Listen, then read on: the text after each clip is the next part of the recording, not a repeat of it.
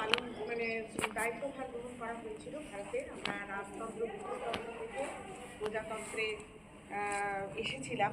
তো যাই হোক, সেই দিনটিকে স্মরণ রেখে 26শে জানুয়ারি প্রতি বছর আমরা প্রজাতন্ত্র দিবস পালন করি। আর খুব ভালো লাগছে যে তোমরা অনেক ছাত্রছাত্রী এসেছো, তার মধ্যে বেশ কিছু কুচো কাচাও আছে যেগুলো আমাদের স্কুলের নয়। তো ঠিক আছে, খুবই ভালো লাগছে দেখে সবাই উপস্থিত হয়েছো। একটা ছোট্ট কালচারাল প্রোগ্রামের অনুষ্ঠান করা হয়েছে, আমাদের ছাত্রছাত্রীরা এটা করবে।